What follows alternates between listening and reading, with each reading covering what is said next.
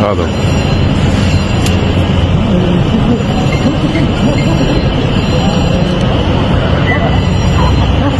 ايه الو ابشر حجي يعطيك العافيه بس طاحت هني ما في حريق بس دخان ها درون شفتها شايفها بس اقصد ما في حريق بس لا بس ضربت انا شفتها كنت بالساعه انا كنت يمي انا بسداف يمي ضربت قبل ساعتين في اصابات في احد صاب لا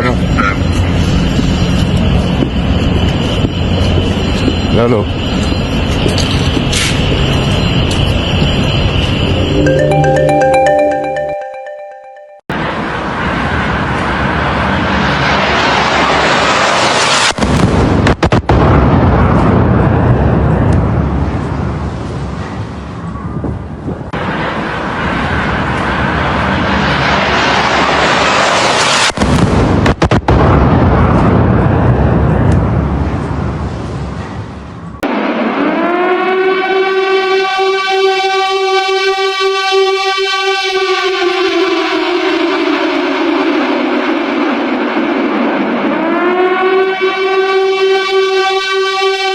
ዓለማችን ዛሬ በሰበር ዜና ታውካለች። በመካከለኛው ምስራቅ የተቀሰቀሰው ጦርነት ሌላ ምዕራፍ ውስጥ ገብቷል። የእስራኤል የአሜሪካና የኢራን ፍጥጫ ወደ ለየለት ጦርነት ተቀይሮ ቀጠናውን ብቻ ሳይሆን መላውን ዓለም በስጋት ውስጥ ጥሏል። ታዲያ በቀኑ ውስጥ ምንድነው የተፈጠረው? ወቅታዊውን የጦርነት ትኩሳት እንዲህ አዘጋጅቼላችኋለሁ። መካከለኛው ምስራቅ በእሳት ውስጥ የዓለም ስጋት የነገሰበት የካቲት 21 እስራኤል ከአሜሪካ ጋር በመተባበር በኢራን መዲና ቴህራንና በ30 የተለያዩ ኢላማዎች ላይ ሰፊ የአየር ጥቃት መክፈቷን ገለጸች። ጥቃቱ የኢራንን የደህንነት መዋቅር ለማፈራረስ ያለመ ሲሆን በፕሬዝዳንት መሱድ ፔዜሽኪያን ላይ የግድያ ሙከራ መከናወኑ ተገለጸ። ኢራንም ለተፈጸመባት ጥቃት ብርቱ ያጸፋ ምላሽ መስጠት የጀመረች ሲሆን በርካታ ሚሳኤሎችን ወደ እስራኤል አስወንጭፋለች። ኢራን ጥቃት በእስራኤል ላይ ብቻ ሳይወሰን የአሜሪካ የጦር ሰፈሮች ይገኙባቸዋል ባለቻቸው የተባበሩት አረብ ኤሚሬትስ፣ ጆርዳን፣ ኳታር፣ ባህሬንና ኩዌት ላይ ጥቃት ፈጸመች። በአቡዳቢም በወደቀ ፍርስራሽ የአንድ ሰው ሕይወት ማለፉ ተረጋገጠ። ፕሬዝዳንት ትራምፕ አሜሪካ በጥቃቱ ተሳታፊ መሆኗን አረጋግጠው ለኢራን ሕዝብ የነጻነታችሁ ሰዓት ደርሷል በማለት መንግስታቸውን እንዲገለብጡ ጥሪ ያቀረቡ። የየመን ሁቲ ኃይሎችም ጥቃቱን ተከትሎ በቀይ ባህር በሚያልፉ መርከቦች ላይ የሚያደርሱትን ጥቃት ዳግም እንደሚጀምሩ አስታወቁ። የኤሚሬትስ አየር መንገድ በረራዎችን በጊዜያዊነት ሲያግድ፣ የኢትዮጵያ አየር መንገድ ደግሞ ወደ አንዳንድ ከተሞች የሚደረጉ በረራዎችን ለጊዜው አቋረጠ። ሆኖም በአሁኑ ሰዓት በቀጠናው አውሮፕላን ማረፊያዎች ላይ የቆመ ምንም አይነት የኢትዮጵያ አየር መንገድ አውሮፕላን የለም ተብሏል። ታዲያ ይህን ጦርነት ሶስተኛው የዓለም ጦርነት ብለን መጥራት እንችላለን? ሐሳባችሁን ኮሜንት ላይ አጋሩኝ። ውድ ቤተሰቦቼ በተለይ በመካከለኛው ምስራቅ የምትገኙ ወገኖቻችን ከቤታችሁ ሳትወጡ ከፍተኛ ጥንቃቄ እንድታደርጉ አሳስባለሁ። ሁኔታው በየደቂቃው እየተቀያየረ ስለሆነ መረጃዎች እንዲደርሷችሁ ፎሎውና ሼር ማድረጋችሁን እንዳትረሱ። መልካም ጊዜ።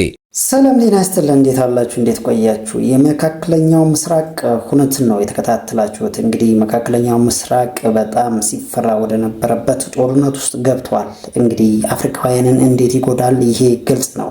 በተለይ ከነዳጅ ጋር በተያያዘ ሁነት እና እዛ ውስጥ ያሉ እህቶቻችን ወንድሞቻችን በተለይ አረብ ሀገር ውስጥ ያሉ ያው በሁኔታው ትንሽ የተደናገጡም ይመስላል። ተዘከረ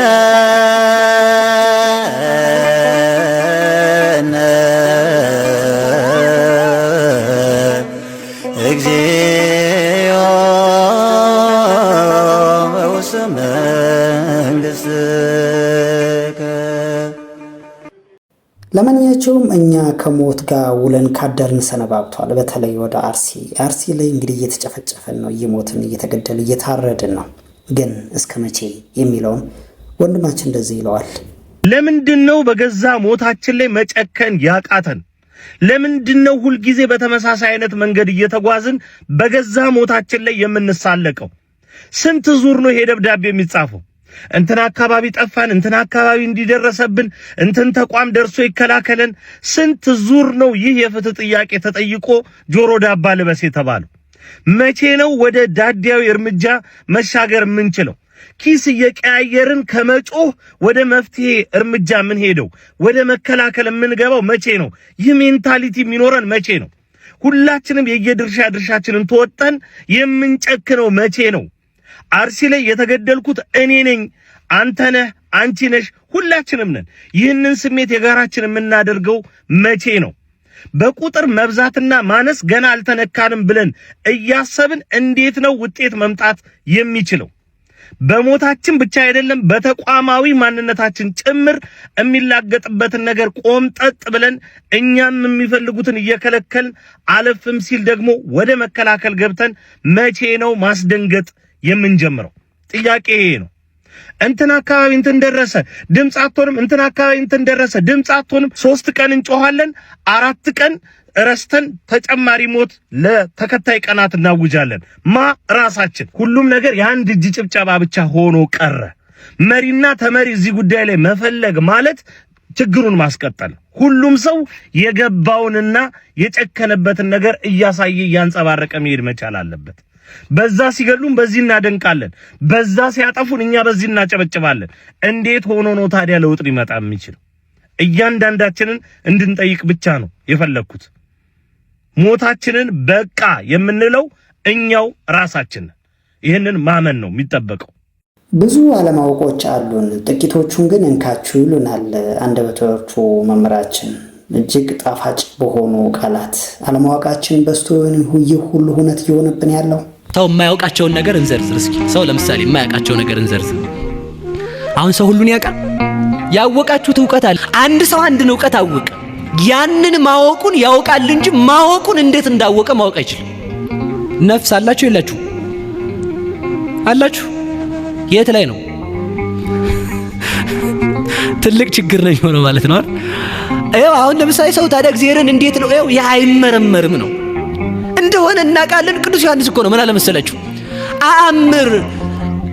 አእምር ከመወለዶ እግዚአብሔር እያአምር ዘከመወለዶ ዘከመወለዶ። እግዚአብሔር ወልድ እግዚአብሔር አብ እግዚአብሔር ወልድን እንደወለደው አውቃለሁ፣ እንዴት እንደወለደው አላውቅም አለ። በቃ ነፍስ አብራህ እንዳለች ታውቃለህ፣ እንዴት እንዳለች አታውቅም። ተዘቅዝቃ ትኑር፣ እግሯ ወደ ላይ ይሁን ራሷ ወደ ታችሁን አታውቅም። ሰው ነፍስ አለው የማይካድ ነው። አዎ ነፍስ አለው፣ ግን ያ ነፍስ እንዴት ሆኖ እንደሚኖር ማወቅ አይችልም። ለምሳሌ ሽቱ ብንረጫችሁ ታሸታላችሁ አይደል? ስጋ ነው የሚያሸተው? ነፍስ ነው የሚያሸተው?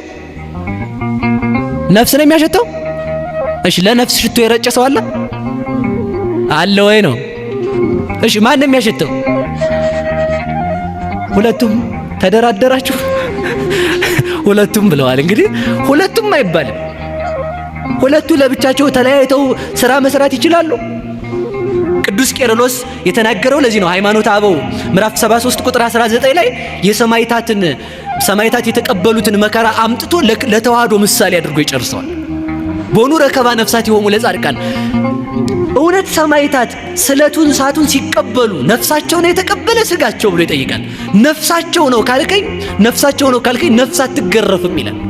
ስጋቸው ነው ካልከኝ ስጋን ስንደበድበው ብንውል ነፍስ ከሌለችው ስጋ ዱላን መስማት አይችልም ይላል።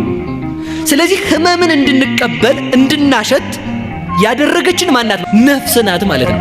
ስለዚህ ያቺ ነፍስ እንዴት ሆና እንደምትኖር ሰው ማስረዳት ይችላል። ነፍስ ከኛ ጋር ተዋህዳ አለች። አዎ አለች። ስጋ ብቻውን ከሆነ ማየት፣ ማዳመጥ፣ መስማት አይችልም። ነፍስ ብቻውን ከሆነች ደግሞ መቀመጥ አይችልም። ተዋህደው ነው ያሉት። በሞት ተፈልጦ ቢኖርም እንኳን ተመልከቱ። የመለኮት ተዋህዶም እንደዚህ ነው። እግዚአብሔር ስጋን እንደተዋሃደ አውቃለሁ፣ እንዴት እንደተዋሃደ ግን አላውቅም። ይህን አስረዳኝ የምትለይ ከሆነ ግን ካንተ ጋር የተዋሃደችው ነፍስ እንዴት ሆና እንደተዋሃደች አስረዳኝ። ለማንኛቸውም ፍርሃታችን እጅግ እየበዛ መጥቶ ለራሳችን እንኳን ወደማናዝንበት ደረጃ ላይ ደረስ። ምክንያቱም የሚገሉንን ቆሞ መጠበቅ ሆነ። ይህ የሞትም ሞት ሆነ። ለማንኛቸውም ፈሪ መንግሥተ ሰማያትን አይወርስም ይላል ቅዱሱ መጽሐፍ። ከቅርብ ጊዜ ወዲህ የብዙ ሰዎችን ቀልብ መግዛት የቻለችው ፖለቲከኛዋ ሚስጥረ ስላሴ ልትታሰር እንደምትችልና እንደምትፈራ በግልጽ ተናገረች። በቅርቡ ወደ ፖለቲካው ዓለም በመግባት በማህበራዊ ሚዲያ ላይ ከፍተኛ አነጋጋሪ የሆነችውና የኢህአፓ ዋና ጸሐፊ ሚስጥረ ስላሴ ታምራት ሚኒሉ ፖድካስት ላይ ቀርባ ስለ ሀገራችን የፖለቲካ ድባብና ስላላት የእስር ስጋት የሰጠችው አስተያየት የብዙዎችን ቀልብ ስቧል። በፖለቲካ አቋማ ምክንያት ነገ መጥተው ሊያስሯት እንደሚችሉና ይህ ሁኔታም እንደ ሰውም ሆነ እንደ ሴት በእጅጉ እንደሚያስፈራት በግልጽ ተናግራለች። ሚስጥረ ስላሴ በንግግሯ የምትሄጅበት የፖለቲካ አካሄድ ትክክል ከሆነ ለምን ትፈሪያለች ለተባለው ጥያቄ ስትመልስ አሁን እስር ቤት የሚገኙ ሌሎች ፖለቲከኞችና ጋዜጠኞች ሕግ ጥሰው ወይንም ሕግ ሳይከተሉ እንዳልታሰሩ አብራርታለች። ልዩነቱ ፈርቶ መተውና አለመተው ላይ መሆኑን በማንሳት ማንም ሰው እስር ቤት መግባት እንደማይፈልግና አሁን ባለው የሀገሪቱ ነባራዊ ሁኔታ ሁሉም ፖለቲከኛ እየተሳቀቀ እንደሚኖር በድፍረት አጋልጣለች።